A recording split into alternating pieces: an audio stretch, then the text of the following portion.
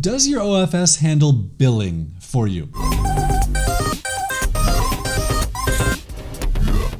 So I got a question this week, does your OFS handle billing for you? And then I had an experience with my daughter. So let me go back to when I was in high school and tell you what happened. So in high school, I made friends with a new group, and this was my junior year. And the first time we hung out it was Friday night after water polo practice, and they're all going out to dinner. And I didn't have any money. I grew up poor, and so I didn't have any money. And I said to them, oh, sorry guys, I can't go with you. I don't have any money. And one of them said, that's okay, I'll pay for you. Well, I went out with them. It was awesome. We had a great time. But I couldn't pay them back, really. Like, my parents didn't have a way to give me money to pay them back. Between my workload in school and sports, I couldn't work. I would get home from school at 3:30 and do homework until 10:30 at night and then go to bed. There wasn't time for me. There also wasn't money. So the next week when we were all done with water polo practice and they're going out to dinner again, I said, oh, hey, sorry, I can't go with you guys again. And one of them said, it's okay, I'll pay for you.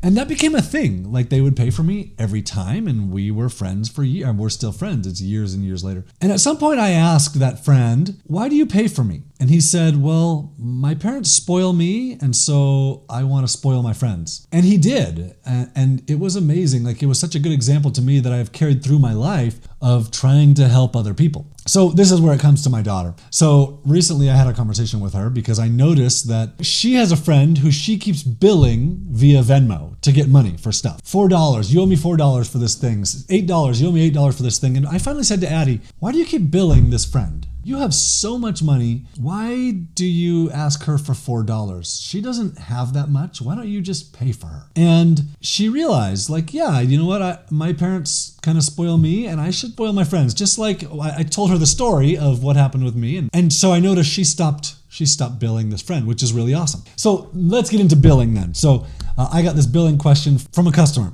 So let me tell you what it is.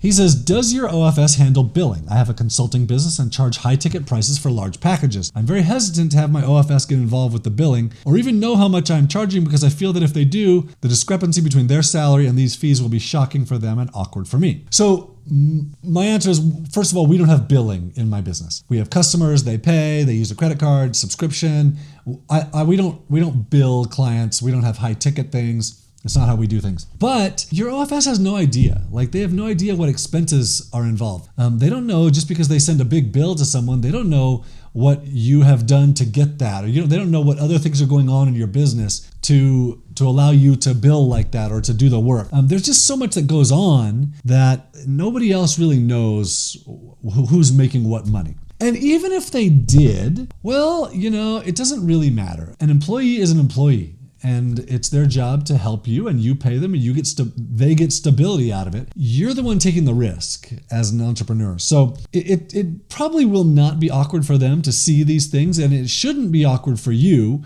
because you're working with an employee. In fact, it might even be better for the people in the Philippines, because if they know that your business is profitable, then they will feel like they have a more stable job, and that's good for them. So if you trust your OFS, yeah, let them handle billing for you. Also, right now, publishing this, it's the week after Christmas.